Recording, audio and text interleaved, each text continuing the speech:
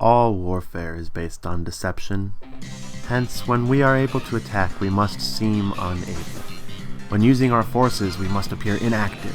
When we are near, we must make the enemy believe we are far away. When far away, we must make him believe we are near. This is week 8 of the PBL, my dear friends. And today I challenge Raul to the battle, which has begun at this point. Raul leads with Fake Bling, the Clefable.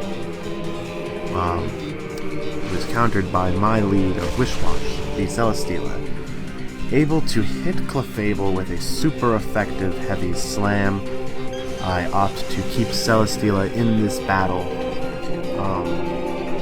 assuming it will be able to deal either heavy damage or knock out the Clefable in one hit. It does the heavy damage what I need, but I realize at this point the Clefable is running a screen set, and I'm not able to take it out before it gets both screens up. So Raul has prepared himself defensively against my offensive onslaught that is to come. Clefable goes down. Celesteela gains the boost, and Raul switches to No Deal Jake, the mighty Salamence.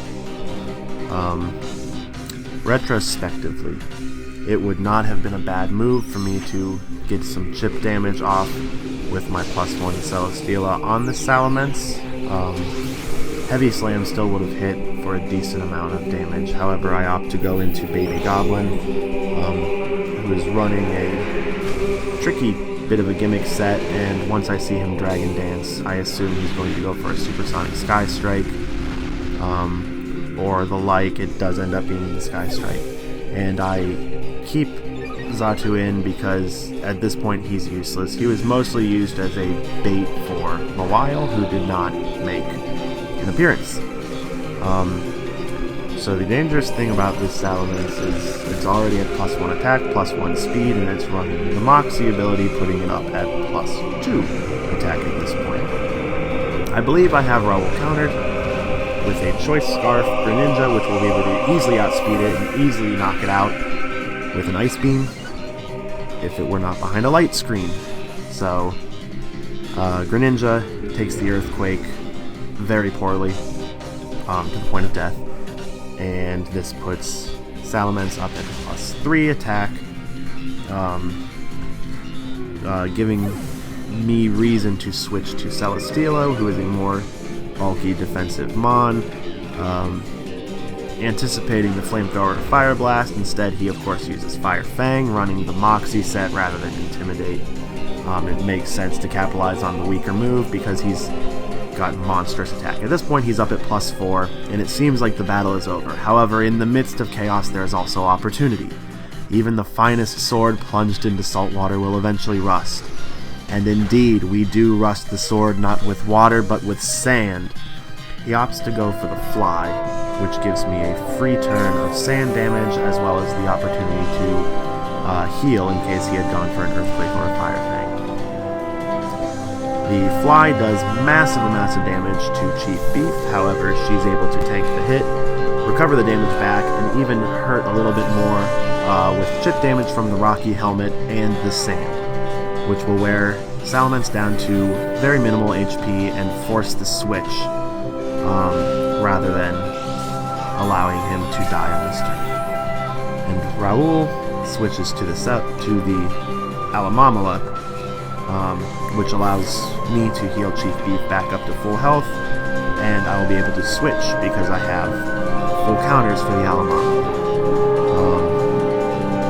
The game seemed over at that point, but as you'll see, if your enemy is secure at all points, be prepared for him. If he is in superior strength, evade him. If your enemy is temperamental, seek to irritate him. Pretend to be weak that he may grow arrogant, which is as I have done. I am able to switch to the Magearna, who fears no attack from the Alamamala. Generally, it runs a Toxic Saw set, and I'm immune to the Toxic, and I do not fear the burn from Scald, and I'm able to hit with enough damage that it cannot Wish stall me out. So the Sandstorm goes down, which is a little bit of chip damage gone for me, but I have not much to worry about because Thunderbolt is able to hit for a massive amount of damage, easily a 2-hit KO on this Alamamala,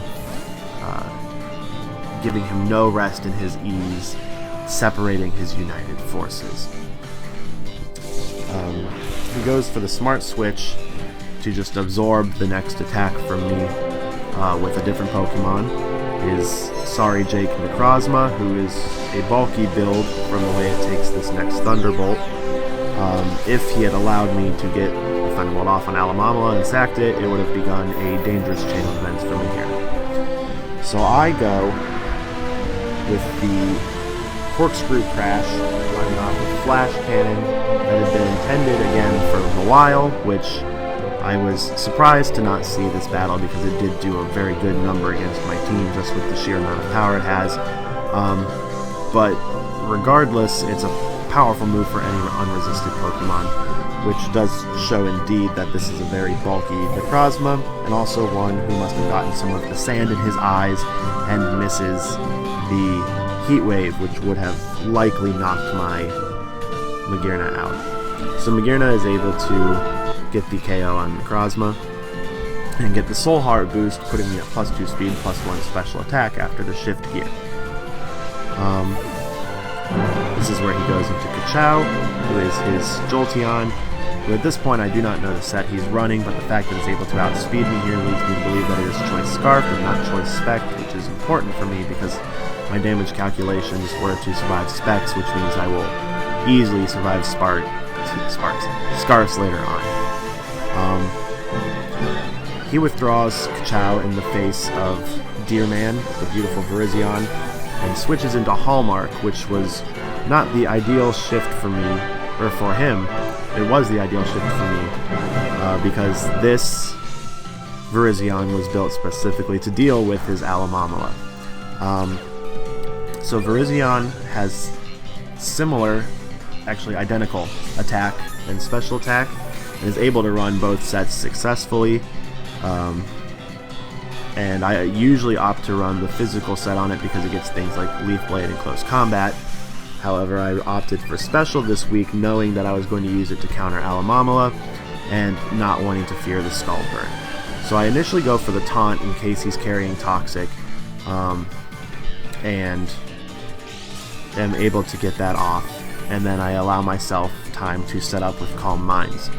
With Virizion's huge base special defense, in addition to Calm Minds, there's not a single special threat on his team that can punish me at this point, and it'll just allow me to continue setting up. So similar to Raul's Salamence in the beginning, it looks like Virizion is able to boost itself to the point necessary to win the game. So I go for another boost. At this point I believe I'm at +3 special attack and special defense, which means anything this Jolteon is able to throw at me will be absolutely minuscule. He goes for the Volt Switch to... I'm not sure. Actually, I have no idea what he's doing. At this point, it's just the willing...